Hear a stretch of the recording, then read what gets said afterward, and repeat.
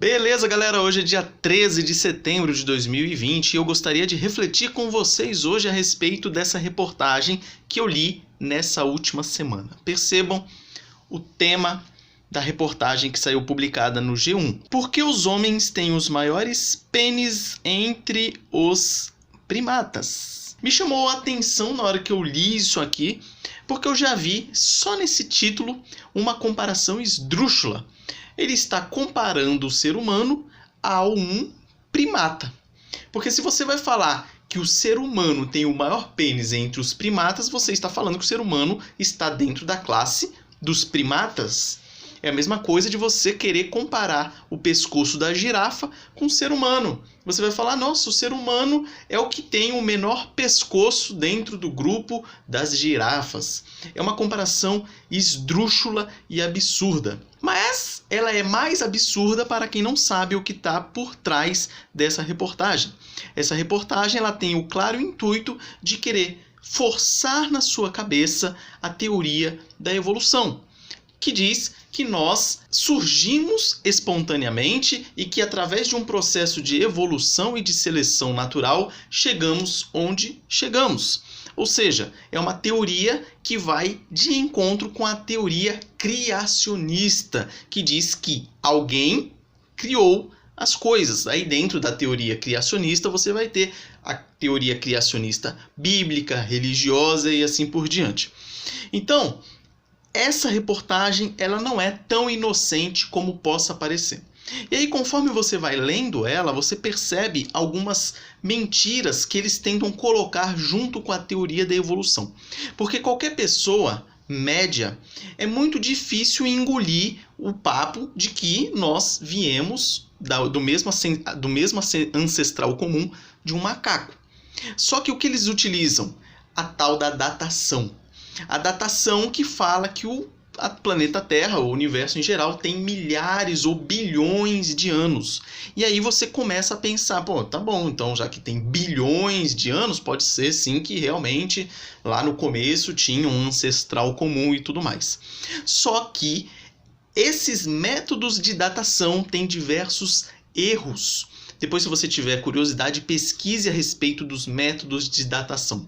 Então você vai ter também duas teorias. Uma teoria que chama Teoria da Terra Jovem, que vai falar que o planeta Terra, em média, tem 10 mil anos. E você vai ter a teoria que diz que o planeta Terra tem bilhões de anos. Nessa reportagem você vai ver esses dois apelos. O apelo quanto à evolução e o apelo quanto ao tempo de evolução, ou seja, essa questão dos bilhões de anos aí. Então nessa reportagem ele vai tentar explicar por meio de diversas mentiras por que o ser humano tem o pênis maior dentre os primatas, como se ele fizesse parte desse grupo. Então a reportagem vai dizer que através do processo de evolução o homem deixou de ser quadrípede e passou a ser bípede. E esse processo do homem sair de uma posição que andava de quatro para andar com os dois pés alterou algumas coisas no organismo do ser humano e também da mulher. E essa mudança no corpo, principalmente da mulher, fez com que o órgão masculino, o órgão sexual masculino, tivesse que ter um tamanho maior para que ele pudesse se adaptar a essa mudança do corpo da mulher, que antes era quadrípede e passou a ser bípede. É um absurdo essa reportagem aqui. Se você ler, você dá vontade de dar risada.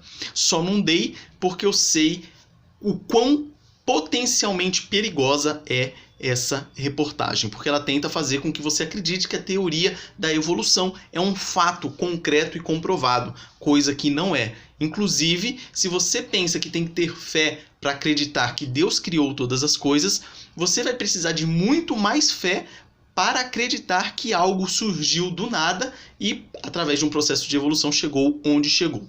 Então eu gostaria que você abrisse sua Bíblia aí em Gênesis, no capítulo 1, versículo 24, que vai tratar da criação, quando Deus estava criando todas as coisas. E lá no versículo 24 diz assim: Disse também Deus, produza a terra seres viventes conforme a sua espécie, animais domésticos, répteis e animais selváticos, segundo a sua espécie. E assim se fez.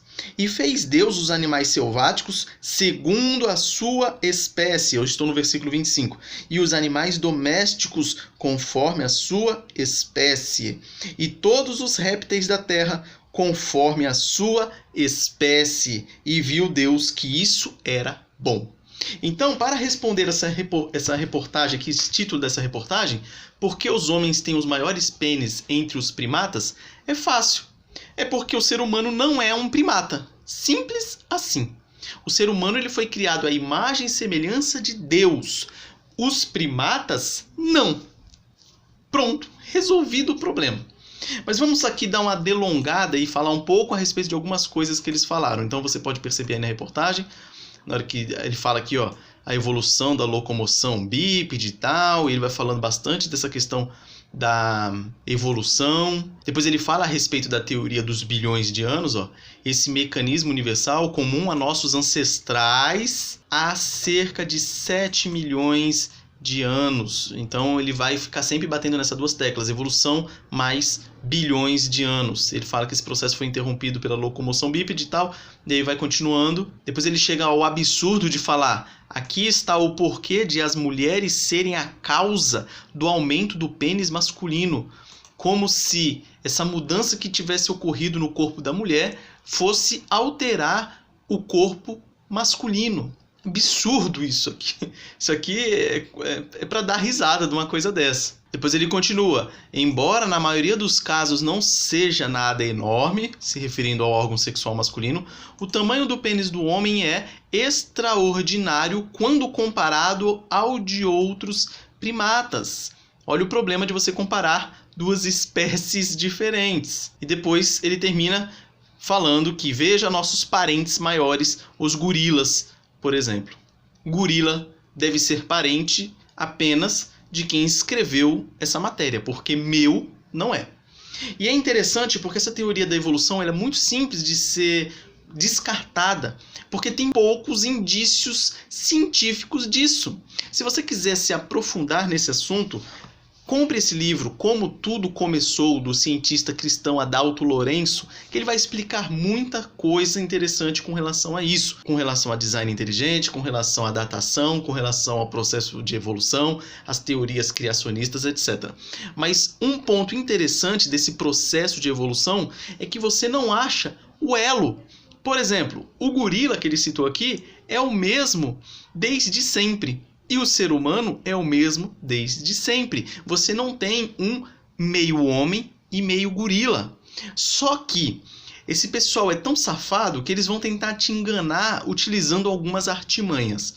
Por exemplo, lá no final do livro, que eu estou com ele em mãos, na página 262, ele vai mostrar essa foto do Antônio Cabecinha. Infelizmente já falecido, ele tinha microcefalia. Então você perceba o formato da cabeça dele e você perceba, ó, de perfil, você percebe, ó, o jeito das mãos dele, ó, andava assim meio encurvadinho e ele andava dessa forma, era uma postura dele semelhante a um macaco, por exemplo. Mas ele não é um macaco. Mas só que você imagina com você aí, se você acha o esqueleto do Antônio Cabecinha, ou de vários Antônios Cabecinhas, sabe o que esse pessoal faz? Eles falam que esse é o elo. Eles vão falar que esse é o meio homem, meio gorila, porque ele tem o tamanho de um homem, mas na verdade ele anda meio bípede, meio quadrúpede, então ele está naquele processo do meio campo ali, não é nem gorila, nem ser humano, está no meio do campo. Então é isso que eles vão tentar fazer para te enganar, eles vão pegar esses esqueletos e vão falar que isso é o elo que faltava dentro desse processo de evolução. Então nós devemos ficar atentos com relação a isso.